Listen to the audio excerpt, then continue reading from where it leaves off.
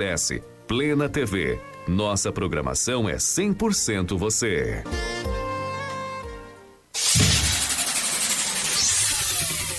Começa agora o Folha no Ar, primeira edição.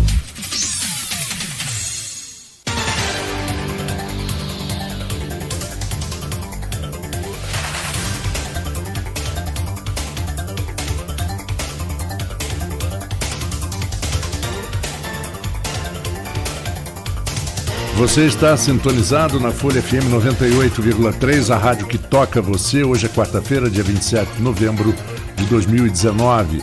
São 7h06. Bom dia aos ouvintes da Folha FM. Eu sou Marco Antônio Rodrigues e começa agora o Folha no Ar, primeira edição, oferecimento Laboratórios Plínio Bacelar e Clínica Proteus. Vamos aos principais assuntos e manchetes do jornal Folha da Manhã, mas antes a previsão para hoje, de tempo parcialmente nublado, o sol pode aparecer, máxima de 29, mínima de 20 graus. No momento, no centro da cidade, 20 graus. Campos recebe royalties em queda livre no orçamento. O repasse deste mês previsto para hoje é de 20 milhões e 700 mil, aliás, deixa eu confirmar, 29 milhões e 700 mil reais, menos de 30 milhões. Uma baixa de 30% em relação ao mesmo período de 2018. O orçamento do município foi o 16º maior do país e agora é o 40º.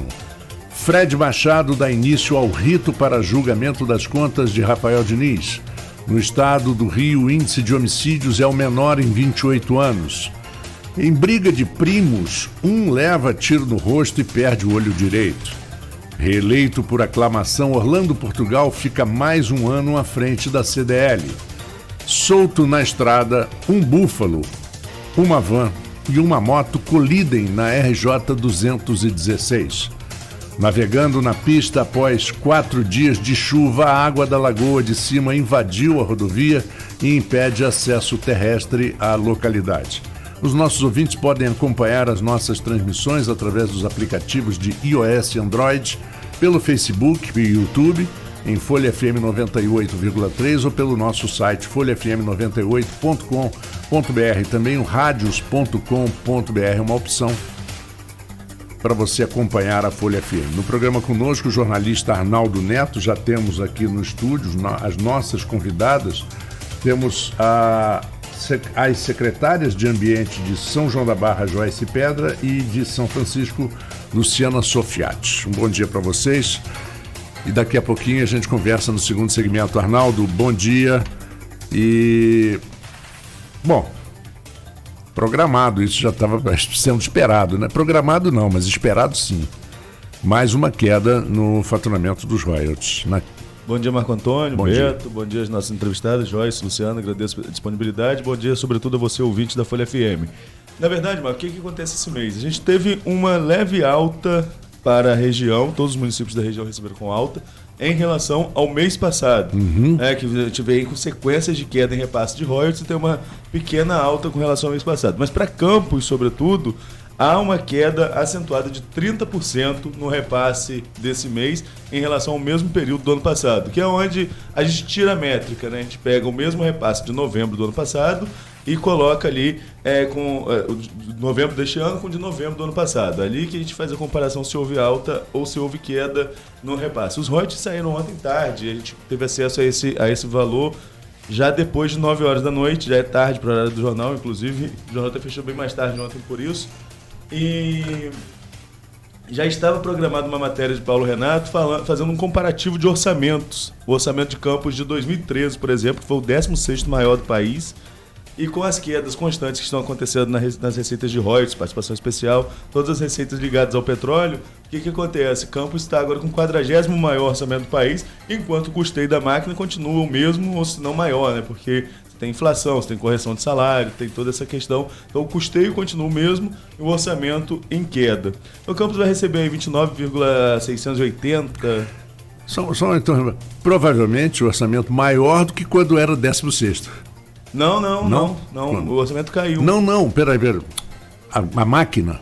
A máquina. A máquina maior bem provável, do que quando o orçamento era 16º. Quando foi o orçamento foi o 16º maior do país, Nós estamos falando de 2013, do orçamento previsto para 2013. Ah, sim, tá. Então, a gente já está em 2019, você teve, nesse período, você tem concursos públicos, alguns concursos públicos, com funcionários de carreira, que hoje o maior desafio de Campos, apesar de vários problemas em vários setores que a gente não esconde de maneira nenhuma, como transporte, saúde, sobretudo, com problema torta e direita, com o hospital contratualizado, com o Hospital Geral de Guarulhos, mas da função administrativa dentro da máquina pública, o principal desafio de Campos é manter em dia a folha de 1,1 bilhão por ano, num orçamento que não chega a 2 bilhões.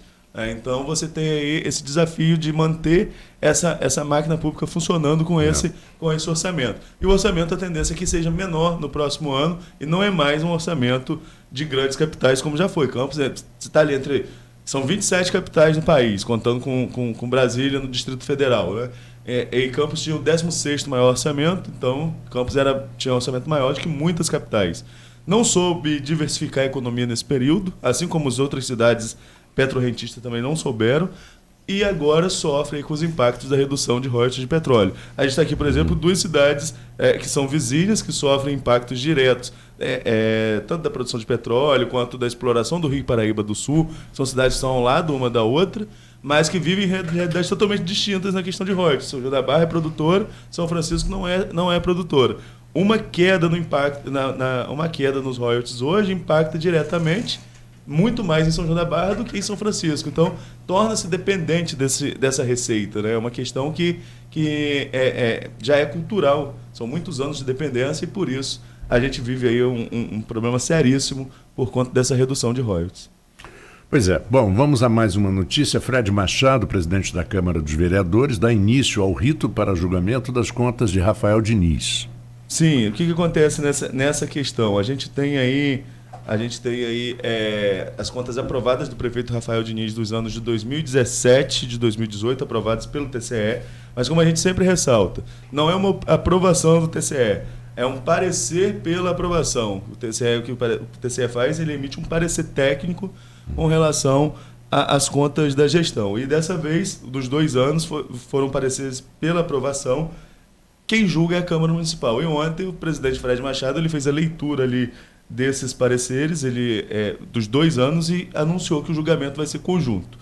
Provavelmente as contas serão aprovadas, até mesmo porque para reverter um parecer do TCE é preciso de 2/3 da casa, e hoje Rafael ainda tem, apesar de todo o desgaste que vem sofrendo, de queda de popularidade, enfrentando essas questões que eu acabei de falar, na saúde, no transporte, dentro do parlamento, Rafael ainda consegue manter uma maioria confortável.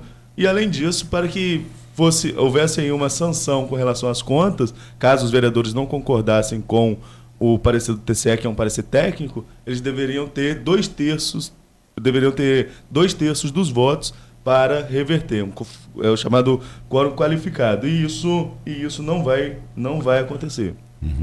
É muito difícil alcançar 2/3, porque hoje a maioria ainda é ampla a favor do governo Rafael Diniz na Câmara. Pelo menos na Câmara a maioria ainda é ampla, né? Porque popularidade parece ter caído, como eu falei, você ainda tem essa questão de ano eleitoral no ano que vem, e isso pode mudar essa configuração da Câmara, então é até bom que jogue isso para ser julgado agora. Falo que é bom para o prefeito, termômetro, né? Para o prefeito. É bom que seja julgado agora, antes de começar o período eleitoral, porque aí ele continua com essa maioria, como ele continua com essa maioria na casa, isso deve passar facilmente, embora, como o TCE já recomendou que as contas sejam aprovadas, é o natural que os vereadores sigam o parecer do TCE. Se a gente pegar, por exemplo, o histórico de Campos, vamos falar só dos 8 anos do governo Rosinha, por exemplo, 7 contas tiveram parecer favoráveis e a última teve parecer contrário do TCE. Nas 7 em que o parecer foi favorável, a Câmara seguiu e votou favoravelmente. Na 8ª, que o parecer foi pela reprovação, parecer contrário, a Câmara seguiu também o TCE e reprovou as contas da prefeita Rosinha. Então, se a gente pega como parâmetro que nos últimos 8 anos que foram julgados, seguiu-se o parecer do TCE, independente de a favor ou contra o chefe do Poder Executivo, a tendência é que agora se repita também com o prefeito Rafael Diniz, seguindo, no caso, com a aprovação dos dois pareceres. Bom, vamos seguindo. No estado do Rio de Janeiro, o índice de homicídios é o menor em 28 anos. A gente tem o governador Wilson Witzel, né, que tem uma política de segurança muito forte, ele apostou muito nisso na campanha.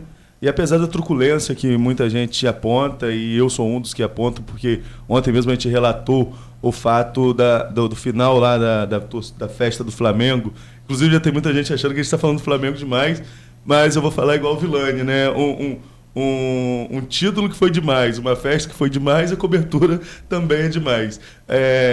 Mas enfim, no final da festa lá, como eu falei, eu estava ali perto do Balanço Mas Não Cai, contei isso ontem, daquelas bombas que estouraram, e policial com arma em punho que a gente viu na televisão. Então é uma política de segurança de enfrentamento mesmo. O Rio precisava de um choque nessa questão da segurança pública, e isso divide opiniões, mas nos números, nos dados frios, e isso não conta a bala perdida que já matou muitas crianças, sobretudo na capital, e a gente tem aí pelo menos 6 casos nesse ano. Balas perdidas que matam policiais também, porque a gente tem que colocar os dois lados da força. Exatamente. Bala perdida dos dois lados. Exato, né? exato. Os dois com fuzil? Você tem a força do tráfico também para enfrentar o Estado.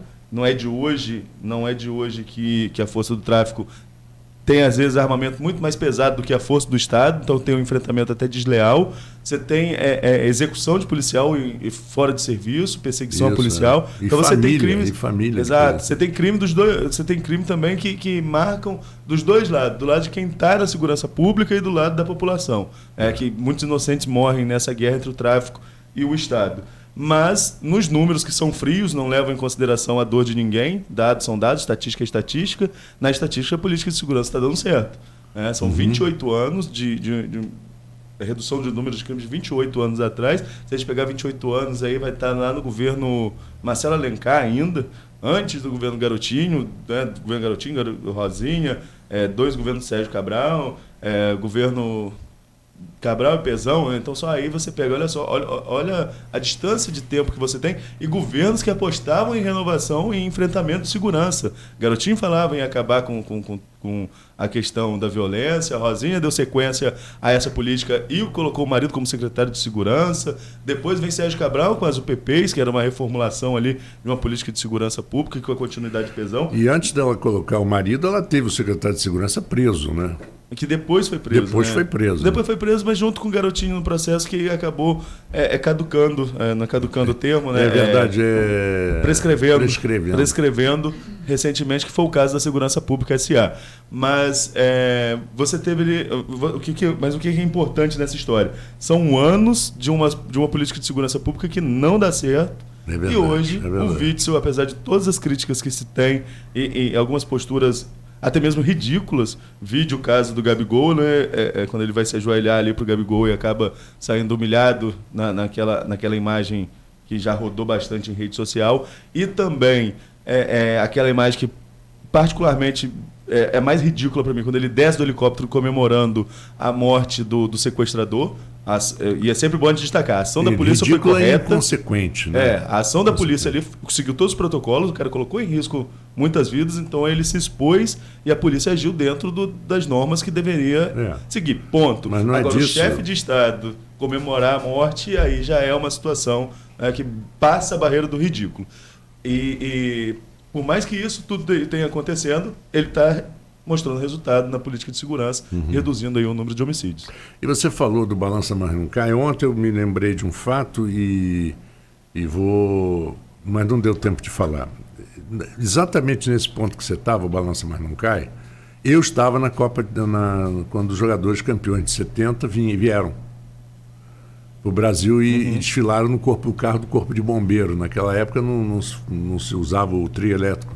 Mas pelo que você falou, vieram de outros lados, porque o da Seleção Brasileira de 70 veio da Avenida Brasil, porque veio do aeroporto. Não, a gente veio da Candelária. Pois é. Não, eu entendi. Fechado. Mas, coincidentemente, eu estava no mesmo ponto ali. No mesmo ponto ali. Também é o ponto mais largo da avenida, exatamente, né? Porque ali você vai para a Central. Exatamente. Você tem a Praça da República, que é o passeio público, né? Você tem ali a Praça da República e dá uma visão boa. Dá uma visão boa, tem mais, parece que pistas e tal. Agora, uma coisa eu vou te dizer, o pau comeu naquela época também. Não tem jeito. Impressionante. Né? Aglomeração, milhares e milhares de pessoas. Existe estimativa, inclusive, Existe estimativa, inclusive, de 500 mil de pessoas Com certeza, é só olhar a foto. Pois é. E a gente lá no meio só viu quando tudo estourou. E aí já... Felizmente, apesar de todos os incidentes, pessoas que passaram mal, e como eu falei, muita criança ali no entorno, muitas famílias, mas apesar de tudo isso, nenhum ferido grave, felizmente. Nada que pudesse manchar ainda mais a festa, que foi... Aí a gente vai ficar a semana toda relembrando isso, que o flamenguista já é enjoado sem ganhar nada, né? Quando ganha, então, aí fica lembrando toda hora essas coisas. E foi uma festa espetacular. Acho que vai demorar muito tempo pra gente ver algo parecido. A não ser que venha o Mundial, né? Quem sabe? Bom, e que teve possibilidade até de ter, né? Em 2014, mas... Então, por isso que eu tô falando, sem ganhar a gente já era enjoado, imagina ganhando tudo, de um título atrás do outro, como que a gente não fica? Bom, vamos seguindo mais uma. Reeleito por aclamação, Orlando Portugal fica mais um ano à frente da CDL. Isso, Portugal já foi nosso entrevistado aqui, né, Marco? Tá aí na CDL há um ano e agora reeleito por aclamação. É uma tradição praticamente na casa, claro, né? Claro. O presidente não fica um ano só, ele costuma ficar um pouco mais de um ano. E quando a categoria acolhe que o presidente está desenvolvendo um bom mandato, nem votação tem. É por aclamação mesmo, eles fazem uma reunião e lá mesmo eles mantêm a mesma composição da diretoria. E assim aconteceu, praticamente a mesma diretoria. A posse ainda vai ser marcada, mas o Orlando Portugal continua à frente da CDL. Uma instituição importante para o município, sobretudo no momento que a gente vive de crise e o comércio tem um potencial muito grande dentro da economia de Campos. E além disso, a representatividade que tem junto às autoridades. A CDL recebeu recentemente o governador, a gente estava falando do Whitson aqui agora, a CDL recebeu o governador e lá o governador anunciou que no mês que vem, em janeiro, o mês está passando tão rápido, né? Daqui a pouco já é janeiro. Já estamos mesmo. Quase em dezembro, semana que vem já é dezembro. Então, o governador já anunciou que em janeiro ele vai trazer o gabinete dele para Campos e vai trazer todas as secretarias também, e esse anúncio foi feito na CDL. Então você vê a importância da entidade perante ao governo do estado, justamente por isso. Um local que recebe o governador e que tem aí também o anúncio de um ato importante como esse dentro da sua sede. Esse é um dos pontos. Você tem também, por exemplo, a questão da luta contra a partida dos royalties, a CDL também encampando, junto com outras entidades da sociedade civil organizada. E aí a gente vai embora. E como uma organização ligada ao comércio, eu estou notando, por exemplo, no Orlando Portugal, uma vontade muito grande de deixar um pouco o lado ruim das coisas e buscar soluções. Quer dizer, porque as pessoas têm a tendência de só culpar, né? A crise não dá, porque a crise... Não, vamos criar. O Centro a Mil foi uma... O Centro a Mil foi uma ideia espetacular. Tem que tirar o chapéu. Movimentou demais a economia local. Centro a Mil. A volta da FEP, que tinha ficado suspenso por alguns anos. Todos sendo pontuados como casos positivos. E no balanço que ele faz para a Catarina Barreto, nossa estagiária que o entrevistou ontem, ele fala que a CDL vai organizar a ornamentação de Natal do centro. Hoje o Saulo Pessoa ainda está até questionando, eu vi na rede social, e eu não tive tempo de ler a coluna dele ainda, mas pode ser que esteja questionando na coluna dele de hoje. Ele estava questionando isso. Será que a prefeitura que está em contingenciamento vai usar recursos para fazer a decoração de Natal no centro e trazer aquele clima de Natal, tentar aumentar vendas?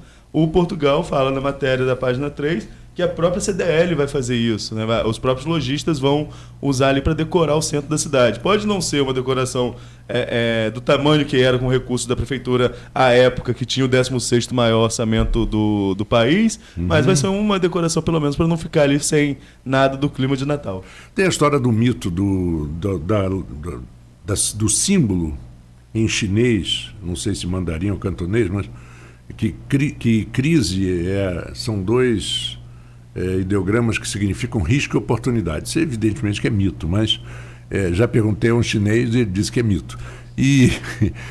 Mas, na verdade, tem todo sentido do mundo, porque toda época de crise você abre oportunidades para quem é mais corajoso, para quem é mais audaz, né? Para quem investe.